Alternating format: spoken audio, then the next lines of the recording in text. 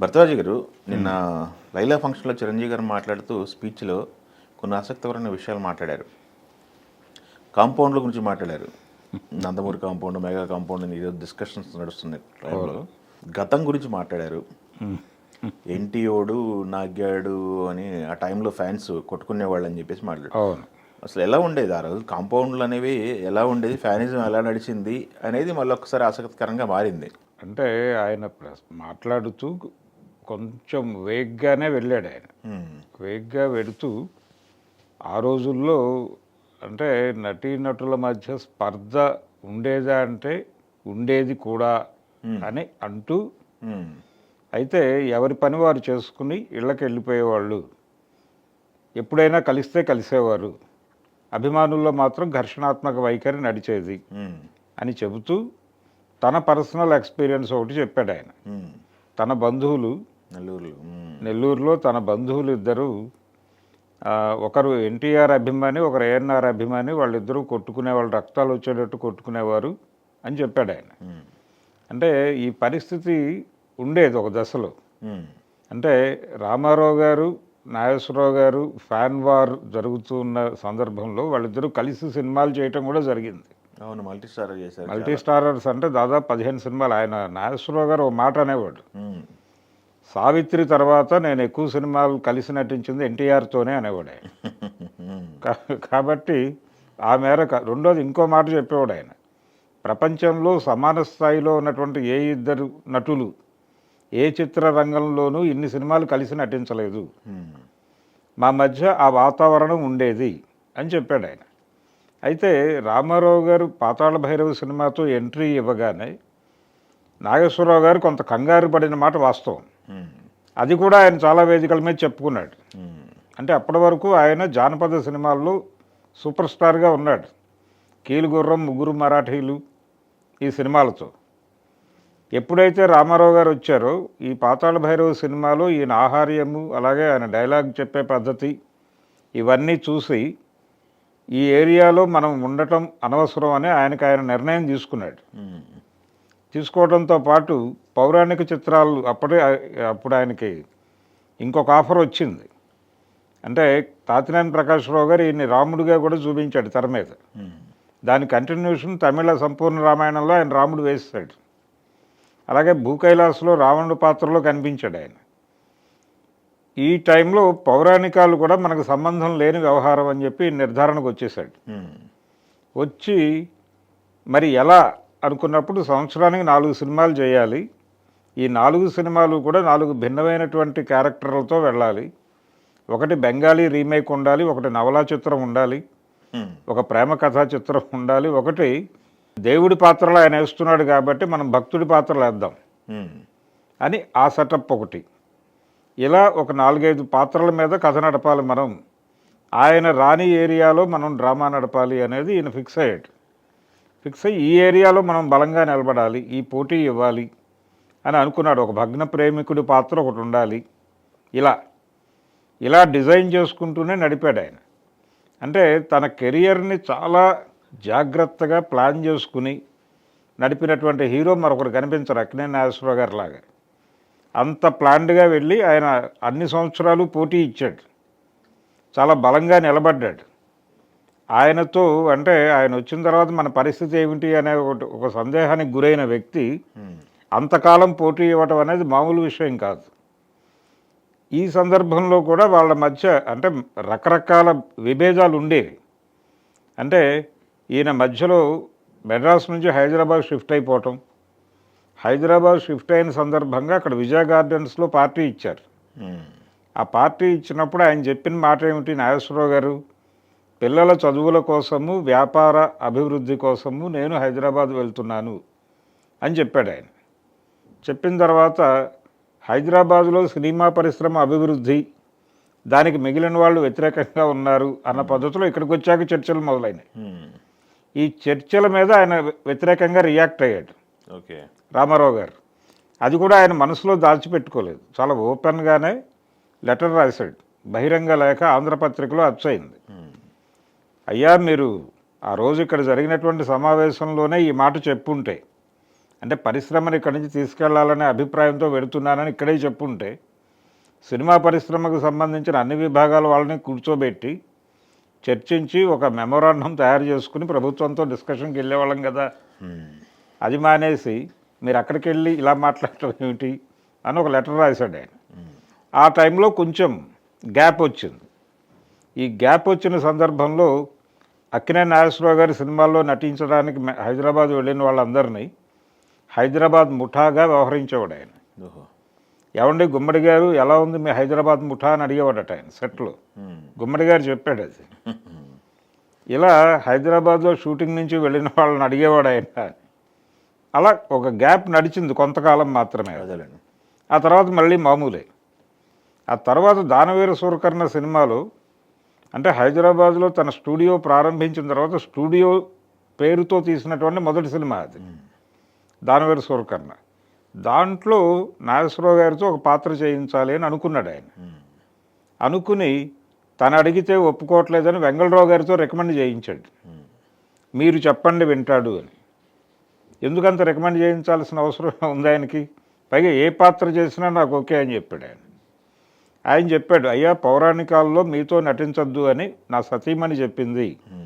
కృష్ణార్జున యుద్ధం తర్వాత మీతో పౌరాణికాలు చేయొద్దు అని ఆవిడ చెప్పడం వల్ల నేను ఈ సినిమాలో చెయ్యను, మీరు ఎవరితో రికమెండ్ చేయించినా చెయ్యను అని చెప్పాడు. చెప్పిన తర్వాత ఆయన కోసం అని తన కోసం రాసుకున్నటువంటి చాణక్య పాత్రని తనకిచ్చి ఈయన చంద్రగుప్తుడు మాత్రమే చేసి యాక్చువల్గా చంద్రగుప్తుడు బాలకృష్ణతో చేయించి చాణక్యుడు తను చేయాలని అనుకున్నాడు ఆయన. అనుకుని రాసుకున్న స్క్రిప్ట్ అది. అక్కినేని నాగేశ్వరరావు గారితో చాణక్యుడు చేయించి తను చంద్రగుప్తుడిగా నటించాడు. ఆ సుహృద్భావపూరిత వాతావరణం నడిచింది వాళ్ళకి చివరి వరకు. మధ్యలో ఆయన అధికారంలో ఉండగా ఒక చిన్న డిస్ప్యూట్, అంటే ఇక్కడ చదలవాడ వారి సౌజన్యంతో ఈయన అన్నపూర్ణ టెంబర్ ఎస్టేట్స్ పెట్టాడు. అది మీకు ప్రభుత్వం సినిమా నిర్మాణానికి కదా స్థలం ఇచ్చింది, దాన్ని హ్యాండ్ ఓవర్ చేయండి మీకు ఎక్కువైతే అన్నాడు ఈయన. అది ఒక వివాదం నడిచింది, వాళ్ళు కోర్టుకు వెళ్ళారు. సరే ఫైనల్గా గవర్నమెంట్ ఆ జీవో వెనక్కి తీసుకుంది, అది క్లోజ్ అయిపోయింది. ఇవన్నీ అయిపోయి 94 ఎన్నికల్లో మళ్ళీ ఆయన గెలిచిన తర్వాత 89లో ఓడిపోయి 94లో మళ్ళీ గెలిచాడు ఆయన. గెలిచిన తర్వాత ఈయన ఇంటికి భోజనానికి పిలిచాడు. వీరు వెళ్ళారు. ఈయన కొంత అంటే కాంగ్రెస్ పార్టీకి అనుకూలంగా వ్యవహరిస్తాడు నాగేశ్వరరావు గారు అనేటువంటి ఇది ఉన్నప్పటికీ అదే తరచూ ఈయన ఇంటికి భోజనానికి పిలవటము ఇవన్నీ నడిచేవి, ఈ స్నేహ బంధాలన్నీ. అలా వాళ్ళ మధ్య అభిప్రాయ భేదాలు ఉన్నప్పటికీ క్రిటికల్ స్నేహం మాత్రం నడిచింది. ఇదే టైంలో బయట అభిమానుల గొడవలు నడిచేవి. ఒకసారి ఒక ఊళ్ళో వాళ్ళిద్దరూ కలిసి ట్రావెల్ చేస్తూ ఒకే ఫంక్షన్కి ఇద్దరు పెడుతూ నాగేశ్వరరావు గారు అన్నాడు రామారావు గారితో, ఈ ఊళ్ళో నా అభిమానుల కంటే మీ అభిమానులే ఎక్కువ మంది ఉన్నట్టున్నారు అని. ఎలా చెప్పగలరు అన్నట్టు ఈయన. అంటే నా పోస్టర్ల మీదే ఎక్కువ పేడ కనిపిస్తోంది అన్నట్టు ఆయన.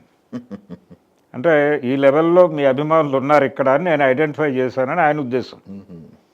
ఇలా పేడ కొట్టడంతో సరిపెట్టుకునే వాళ్ళు కాదు. ఈ సినిమా పత్రికల్లో వచ్చేటువంటి ప్రకటనల్లో కళ్ళు చింపేయటం లాంటి పనులు కూడా చేసేవాళ్ళు. లైబ్రరీల్లో రామారావు గారి అభిమానులు కూర్చుని చదువుతూ నాగేశ్వరరావు గారి బొమ్మలకి కళ్ళు గీకేసేవాళ్ళు. వాళ్ళు కూర్చున్నప్పుడు వీళ్ళ బొమ్మలకు కళ్ళు గీకేసేవాళ్ళు. ఇలాంటి పనులన్నీ జరిగేవి. ఇదంతా సరదాగా జరిగేది. ఒక్కొక్కసారి బహిరంగంగా యుద్ధాలకు సిద్ధమైన సందర్భాలు కూడా ఉన్నాయి, కానీ మరీ అంత రక్తాలు వచ్చేటట్టు కొట్టుకునే పరిస్థితి అయితే ఉండేది కాదు. అదేలేండి. ఇప్పుడు కూడా కాంపౌండ్ టాపిక్ వచ్చింది. విశ్వసేనం నందమూరి కాంపౌండ్ కదా అన్నారు. అంటే రెండు శిబిరాలుగా ఉన్న మాట వాస్తవం. అప్పుడు కూడా అంటే అక్కినేని కాంపౌండ్ అంటే ఇప్పుడు ఉదాహరణకు నారాయణ రెడ్డి గారు ఒక మాట చెప్తాడు. ఆయన ముందుగా దుక్కిపాటి మధుసూదన్ రావు గారిని అప్రోచ్ అయ్యాడు సినిమా అవకాశాలు దాశరథి గారి ద్వారా. పెడితే మీరు ముందు ఇక్కడ రాయటం మొదలు పెడితే మళ్ళీ వాళ్ళు ఎలాగో రియాక్ట్ అవుతారు, అందుకని మీరు ముందు అక్కడ ప్రారంభించండి, ఎందుకంటే ఏడాదిలో ఎక్కువ సినిమాలు అక్కడ ఉంటాయి, అందుకని మీరు రామారావు గారి కాంపౌండ్లో ఓపెన్ అయ్యి ఆ తర్వాత ఎలాగో మేము అవకాశం ఇస్తాం ఇక్కడ అని చెప్పి దుక్పాటి మధుసూదన్ రావు గారు ఆయన అటు గైడ్ చేశాడు. అందుకని ఆయన వెళ్ళి గులేబకావుల కథలో పాటలు రాయడంతో అక్కడ మొదలుపెట్టాడు ఆయన. ఈ వాతావరణం ఉండేది. రెండు క్యాంపులుగా ఉన్నప్పటికీ ఒకరికొకళ్ళు ఇచ్చిపుచ్చుకునేటువంటి ధోరణి కూడా ఉండేది. చంద్రమోహన్ కూడా దీనికి సంబంధించి అనేక ఉదాహరణలు చెప్తాడు. నేను ఇక్కడ అక్కినేని కాంపౌండ్ నటుడని ఆయనకు ఒక ముద్ర. కానీ వాళ్ళు పిలిచి వేషాలు ఇచ్చేవాళ్ళు, ఓకే ఇది చెప్పుకునేవాడు ఆయన. సో ఈ పరిస్థితి ఉండేది. ఓకే 2 కాంపౌండ్లుగా ఉన్నప్పటికీ కూడా స్నేహం ఉండేది. ఓకే అదే చిరంజీవి గారు దాన్ని కొనసాగింపుగా, అయితే దాన్ని ఇంకొంచెం తగ్గిద్దామని నేను, అంటే ఆయన పార్టీలను ఎంకరేజ్ చేశాడు. పార్టీ కల్చర్ అనేది తీసుకురావటం అనేది చిరంజీవి గారే చేశాడు. ఓకే అందరితోనూ కలిసి కూర్చుని మాట్లాడుకోవటం. అంటే ప్రతి సంవత్సరం ఏదో ఒక అకేషన్, న్యూ ఇయర్ డే కావచ్చు, బర్త్డేలు కావచ్చు, ఈ బర్త్డేల సందర్భంగా హనీ హౌస్లో కూర్చుని అందరూ కలిసి మాట్లాడుకోవటం, అన్ని కార్యక్రమాలు నడిచేవి అక్కడ. దానికి సంబంధించిన వీడియో ఫుటేజ్ కూడా ఈ మధ్య లీక్ అయింది, ఓకే యూట్యూబ్లో దర్శనం ఇస్తుంది. ఆ రోజుల్లో ఆ పార్టీలకు ఎవరెవరు హాజరయ్యారు, బాలకృష్ణ గారు ఉన్నారు అక్కడ, ఓకే ఇలా అందరూ కలిసి పవన్ కళ్యాణ్ సర్వ్ చేస్తున్నటువంటి వీడియోలు కూడా బయటకు వచ్చినాయి. ఓకే కాబట్టి అందరితోనూ కలిసి ఉండాలి అనే పద్ధతిలో వెళ్ళటం అనేది మా టైంలో నేను మొదలుపెట్టాను, నేను చొరవ తీసుకున్నాను దానికి అని చెప్పాడు ఆయన. ఓకే ఇదంతా ఎందుకు చెప్పాడు అంటే, విశ్వక్సేన్ మీద ఒక బ్రాండ్ ఉంది, ఇతను నందమూరి కాంపౌండ్ మనిషి, అంటే బాలకృష్ణ గారి మనిషి, అప్పుడప్పుడు తారక్ అంటూ ఉంటాడు అని కూడా చెప్పాడు. చెప్పి ఒక హీరోని అభిమానిస్తూ ఇంకో హీరోని అభిమానించకపోవటం అనేది వారి వారి టేస్ట్లకు సంబంధించిన వ్యవహారం, దాన్ని అక్కడి వరకే పరిమితం చేయాలి అని కూడా మాట్లాడాడు. ఓకే అయితే ఫ్యాన్ వార్ అనేది సీరియస్గా మనుషుల మీద దాడులు చేసి చంపుకునే దాకా వెళ్ళిన సందర్భాలు కూడా ఉన్నాయి చరిత్రలో. అంటే చట్టానికి కళ్ళు లేవు సినిమా టైంలో కృష్ణ గారి అభిమానులకి, చిరంజీవి అభిమానులకి విజయవాడ కళ్యాణ్ చక్రవర్తి థియేటర్ దగ్గర జరిగిన ఒక ఘర్షణలో ఒక కృష్ణ అభిమాని చనిపోయాడు అనుకోకుండా. అది కేసు అయింది. ఓకే ఓకే హర్రామ్ జోగయ్య గారు అప్పుడు హోంమంత్రి. కేసు అయింది, ఆ కేసులో జైలుకి వెళ్ళారు, బెయిల్ మీద బయటకు వచ్చారు, ఆ తర్వాత ఆ కేసు కొట్టేశారు. ఓకే అలాగే బాలకృష్ణ గారి అభిమానులకి, చిరంజీవి అభిమానులకి నరసింహనాయుడు, మృగరాజు ఆ టైంలో 2-3 సెంటర్లలో ఘర్షణలు అయినాయి. ఓకే ఘర్షణలై కోర్టులకు వెళ్ళిన సందర్భాలు కూడా ఉన్నాయి. ఓకే అంటే ఫ్యాన్ వార్ మాత్రమే అది, ఓకే హీరోల మధ్య యుద్ధాలు కాదు. అందుకని ఫ్యాన్ వార్ అనేది ఉంది, ఓకే ఫ్యాన్ వార్ ఉంది, హీరోల మధ్య సుహృద్భావపూరిత వాతావరణం కూడా ఉంది. ఓకే అయితే హీరోల మధ్య మంచి వాతావరణం తీసుకురావడానికి నేను కృషి చేశానని చెప్పాడు ఆయన. దానికంటే కూడా అభిమానుల మధ్య దీన్ని ఎలా ప్రమోట్ చేయాలి అనేది ఆలోచించాలి, ఓకే దాని మీద దృష్టి పెడితే మంచిది. Okay thank you. ఆ పని చేయాలంటే ఇప్పుడు ట్రోల్ సైన్యం తయారైపోయి ఉన్నదాన్ని లేని దాన్ని ట్రోల్ చేయటం, హ్యాష్ ట్యాగులు క్రియేట్ చేయటం, ఈ గోల్ నడుస్తోంది.